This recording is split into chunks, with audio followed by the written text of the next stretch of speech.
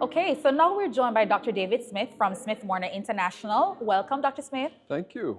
All right, so I know I pulled your way a little bit from the film. How is it? Because I haven't gotten to see it yet. It's fascinating. Okay, so what are some of the Takeaways? yes or things that you find fascinating from the film? It made me rethink our relationship with the sea and with the oceans, really. I mean, we're aware of the enormity of the oceans, but it really made me rethink the relationship that we have on land with our understanding of what's out there. Just before I left, he was highlighting the damaging effects of large fish trawling vessels and the chains that they pull on the seabed. I really didn't realize that they were quite as damaging as they are for sea life and species on the seabed. Oh, so on that note, as it relates to threats that are facing marine biodiversity, as a coastal engineer, what role do you see the BB&J Treaty playing in, I don't know if it's reducing or minimizing these threats? Well, we, as coastal engineers, we work mostly in what Attenborough calls coastal seas. So the shallow seas, right? BB&J is aimed at trying to promote cooperation in the high seas, as it were, right? And I really see a need for global cooperation in that regard as to regulation of how people fish and sustainable fishing practices. It makes me wonder if it's possible to achieve the goals of a treaty. Can it be done? I don't know. I hope so. Right, right.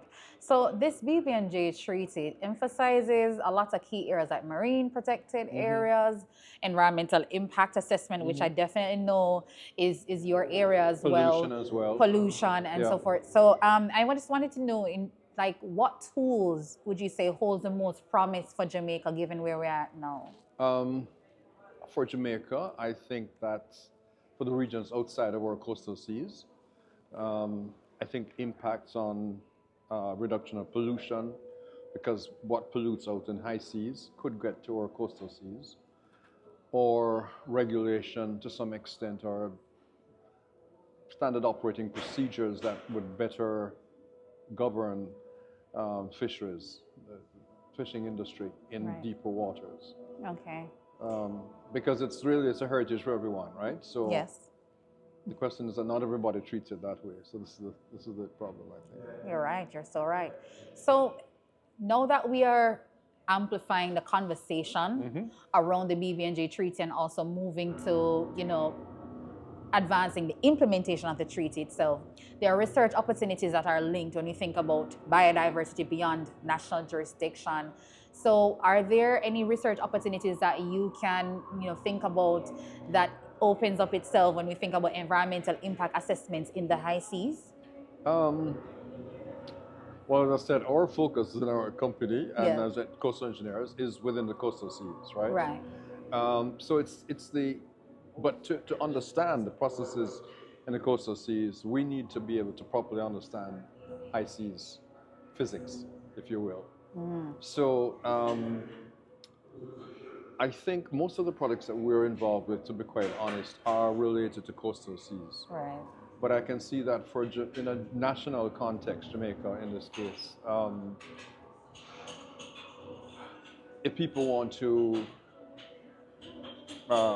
research for oil extraction, or maybe to mine manganese nodules or rare earth elements, there needs to be governing framework for that sort of thing. So how does Jamaica get involved with that? It's quite likely that ultimately that sort of request will come down. So I can see this amplification really playing to that. Okay.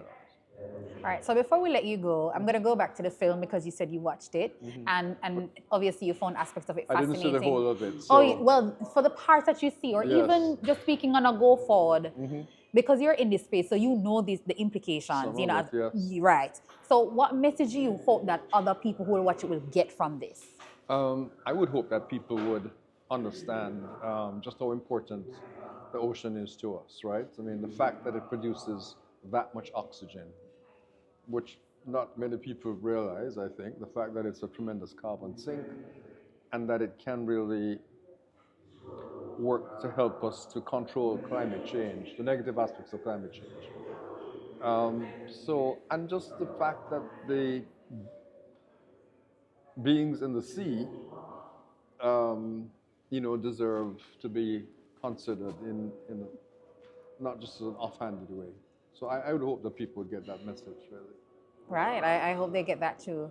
All right, Doc. So I want to thank you so much for. Thank you so much for bringing me on your podcast. Really appreciate it. Yes, well, we really appreciate the perspective, and it's always more opportunity for learning and deepening our understanding of why the ocean is important and why we should protect it. So I do hope you get to watch the rest of the film. I've been told it's going to be in cinemas in June, so I hope to watch it. All right. It's a full-length thing. It's 1 hour, 20 minutes, right? Okay, well, I'll be checking it out in cinemas as well. All right, so thank you again, and take care.